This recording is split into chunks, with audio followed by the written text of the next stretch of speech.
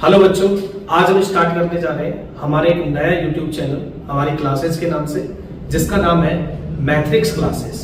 आज ये मेरा यूट्यूब पर पहला वीडियो है और पहले वीडियो में मैं आपको ये बताना चाहूंगा कि हम आपको क्लास 6 से लेकर और 12 तक मैथ्स से रिलेटेड जितने भी टॉपिक्स हैं, जितनी भी चीजें हैं, हम आपको बताने वाले हैं जो कि आपके लिए बहुत इंपॉर्टेंट है। सबसे पहले हम बात करें सीबीएसई बोर्ड की, तो देखिए बच्चों, सीबीएसई बोर्ड का जो भी पैटर्न है अभी हाल ही में चेंज भी हुआ है। आपको पता है 6th से लेकर और 9th क्लास तक का पैटर्न चेंज हो चुका है, तो उससे रिलेटेड भी हम आपको जानकारी देंगे। न्यू एनईपी में क्या क्या टॉपिक्स आ रहे हैं और क्या क्या चीजें होने वाली है, उसके बारे में भी हम आपको जानकारी देंगे। तो हमारे चैनल का नाम है और हमारी क्लास का नाम है मैथ्रिक्स क्लासेस। देखिए आप, मैथ्रिक्स क्लासेस के नाम से आपको ये YouTube पर मिल जाएगा।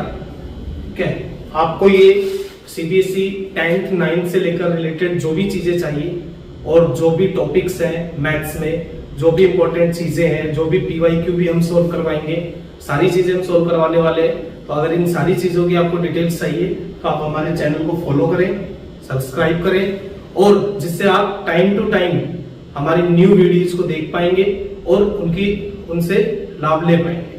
तो दोस्तों, हमारे YouTube चैनल का नाम है मैथ्रिक्स क्लासेस और मैं राकेश सर आपकी सभी सीबीएसई से रिलेटेड सारी क्लासेस के लिए हेल्प करने वाला हूं। मेरा नाम है राकेश तिवारी। आप मुझे फॉलो कर सकते हैं, सब्सक्राइब कर सकते हैं, आप मुझे राकेश सर नाम से बुला सकते हैं। तो आज हम स्टार्ट करने जा रहे हैं क्लास 10th मैथ्स का एक बहुत इंपॉर्टेंट टॉपिक जो है pairs of linear equations in two variables. ठीक है, सबसे पहले हम डिस्कस करेंगे यहाँ लीनियर इक्वेशंस के बारे में कि लीनियर इक्वेशंस होता क्या है, एटलीस्ट लीनियर इक्वेशन में होता क्या है। तो बहुत सिंपल सा टॉपिक है। लीनियर इक्वेशन मतलब आपको नाम से ही पता चल रहा है, लीनियर। लीनियर मतलब हो गया आपकी एक लाइन, यानी ऐसा कोई इक्वेशन जो आपको ग्राफ पर एक सिंगल लाइन प्रोवाइड करवाता हो, that is called linear equation. अब लीनियर इक्वेशन में चलिए लाइन की बात कर दी हमने कि सर लीनियर इक्वेशन तो लाइन हो गई, बट अभी टू वेरिएबल्स में क्या है। देखिए, तो आपने 8th क्लास में एक टॉपिक पढ़ा था linear equation in one variable. अब one variable and two variable का सबसे पहले डिफरेंस समझते हैं हम। वन वेरिएबल मींस ऐसा इक्वेशन जिसमें आपको सिर्फ एक ही वेरिएबल की वैल्यू फाइंड आउट करनी पड़े, चाहे वो x हो चाहे वो y हो। मैंने एक इक्वेशन लिखा आपके सामने, ax + b = 0। लाइक अभी यहाँ हमें जनरल इक्वेशन है और वन वेरिएबल का जनरल इक्वेशन है, तो इसमें हमें सिर्फ इसकी वैल्यू फाइंड आउट करनी है x की। तो x की वैल्यू फाइंड आउट करने के लिए हम क्या करेंगे, सबसे पहले हम b को ट्रांसफर करते हैं, b को ट्रांसफर करेंगे ax = -b and finally x = become -b/a। तो यह x की वैल्यू अब आप कहोगे सर ग्राफिकल रिप्रेजेंटेशन कैसा होगा इसका। तो ग्राफिकल रिप्रेजेंटेशन करने के लिए हम एक दूसरा इक्वेशन लेते हैं और वो सेकंड इक्वेशन हमारा किस टाइप का होगा। देखो, जैसे सपोज कीजिए मैंने एक इक्वेशन लिया 2x + 4 = 0। तो यहां मैंने 4 को ट्रांसफर किया, 2x = -4 and x = -4/2 become -2। अब इसका मैंने ग्राफिकल रिप्रेजेंटेशन करना चाहा, तो आपको पता ही है ये आपका होता है x एक्सिस और ये हो गया आपका y एक्सिस। इसको हम ओरिजिन बोलेंगे जिसके कोऑर्डिनेट्स होते हैं 0 0। ये x positive direction, there x negative direction, y positive and y negative. अब हमें रिप्रेजेंट करना है x = -2। तो x = -2 हमारा ये -1 और ये -2 हो गया। अब -2 रिप्रेजेंट कर रहा है एक पॉइंट को, लेकिन इक्वेशन कैसा है हमारा, लीनियर। और लीनियर इक्वेशन से हमें क्या फाइंड आउट होगी, एक लाइन। तो हम एक लाइन इस टाइप से ड्रॉ कर देते हैं जो किसके पैरेलल होगी, y एक्सिस के पैरेलल होगी। किसके पैरेलल आएगी, y एक्सिस के। अभी जो टॉपिक मैंने आपको बताया 2x + 4 = 0 यानी linear equation on one variable का, वो टॉपिक रिलेटेड है 8th क्लास से। अब 8th क्लास से रिलेटेड टॉपिक जब हम पढ़ चुके हैं, सारे इक्वेशंस हम पढ़ चुके हैं, फिर हम आते हैं 9th क्लास में। देखिए, मैं आपको बिल्कुल बेसिक से स्टार्ट से बताने वाला हूं, ताकि जो बच्चे जिनका कुछ लैक हो गया, जिनको इक्वेशंस बनाने में प्रॉब्लम क्रिएट हो रही हो, वो भी हमारी वीडियो को देखकर बहुत अच्छे से इस टॉपिक को क्लियर कर पाएंगे। अब देखिए हमने स्टार्ट किया, 9th क्लास का टॉपिक आता है, 9th क्लास में आपने चैप्टर पढ़ा होगा linear equations in two variables. देखिए वहां ये वर्ड नहीं आ रहा था पेयर्स ऑफ, ये आप जब 10th में आ जाते हो तब पेयर्स ऑफ वर्ड यूज आता है। 9th क्लास में सिर्फ आपके पास टॉपिक आएगा linear equations in two variables. अब linear equation in two variables आप ऑलरेडी 9th में पढ़ चुके हैं, तो कोई बताएगा मुझे जनरल फॉर्म क्या होती है linear equation in two variables की? तो जनरल फॉर्म होती है sir ax plus by plus c is equals to 0। अब यहाँ a क्या है?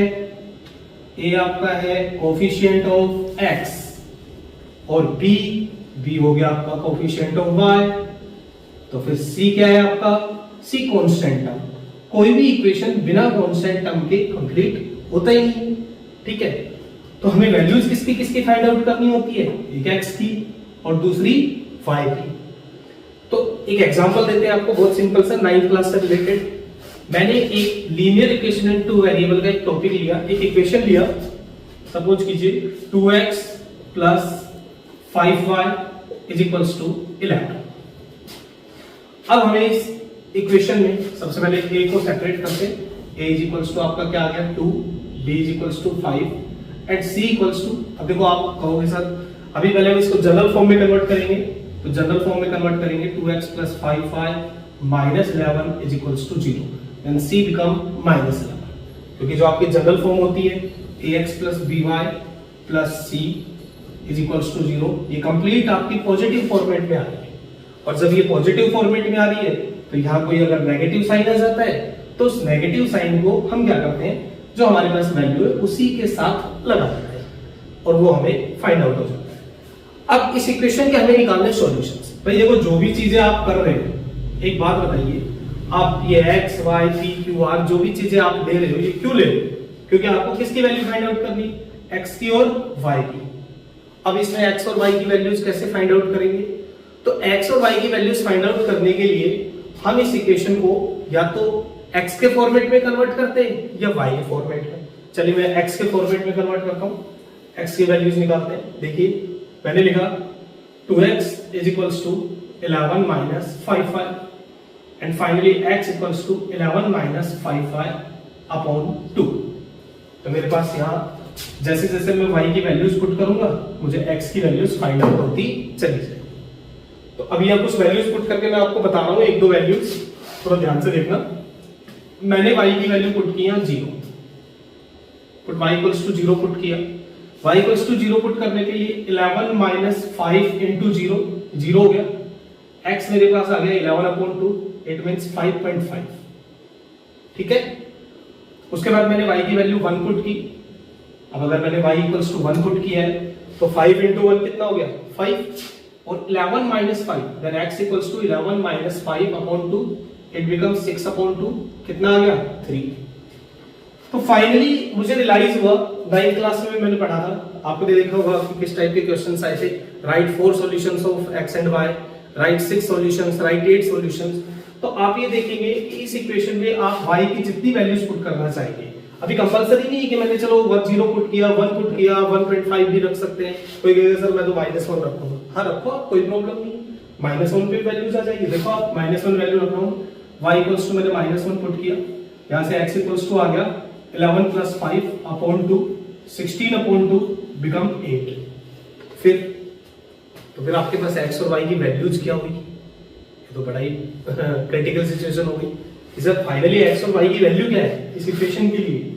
तो बेटा देखो इस इक्वेशन के लिए x और y की वैल्यू आप फाइंड आउट ही नहीं कर पाओगे। अब आप कहोगे सर ये फाइंड आउट हो तो रही है, हाँ बिल्कुल हो रही है, लेकिन इसके सॉल्यूशंस कितने हैं? आप कोई फिक्स सॉल्यूशन आप इसका नहीं ढूंढ पाओगे। क्यों नहीं ढूंढ पाओगे? क्योंकि इसके जो सॉल्यूशंस होते हैं वो आपने 9th में भी पढ़ा होगा, these equations have infinitely many solutions, यानी आप काउंट ही नहीं कर पाओगे, इतने सॉल्यूशंस आते हैं। आप जब x की y की वैल्यूज पुट करते जाएंगे, अगर आपने इक्वेशन को x की फॉर्मेट में कन्वर्ट किया है तो आप y की वैल्यूज पुट करते जाएंगे, x की वैल्यूज आती जाएगी। y की फॉर्मेट में कन्वर्ट कर रहे हैं, x की वैल्यूज पुट करते जाएंगे, y की वैल्यूज आती जाएगी। तो आप इस प्रोसेस को कब तक फॉलो करोगे? क्या कोई x और y की फिक्स वैल्यूज फाइंड आउट कर पाएगा? नहीं कर पाएगा। अब उसका एक दूसरा रीजन ये भी है क्यों नहीं कर पाएंगे।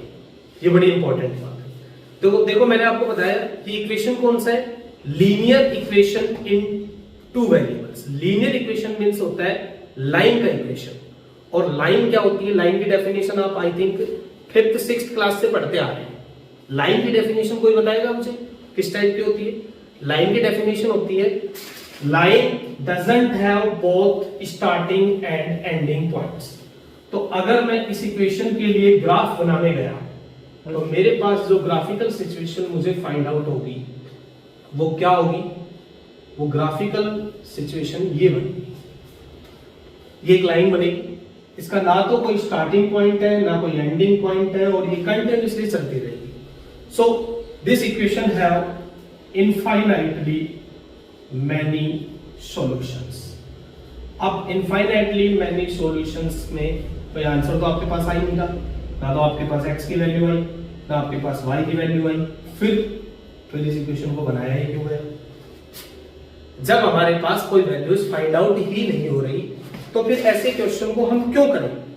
ये बड़ा इंपॉर्टेंट क्वेश्चन आ जाता है। अब बच्चे कहते हैं अरे सर ये x और y तो आ ही नहीं रहा है, तो फिर हम क्यों निकालें, क्यों इस जमेले में पड़े हम? बिल्कुल सही बात है, तो x y नहीं आ रहा।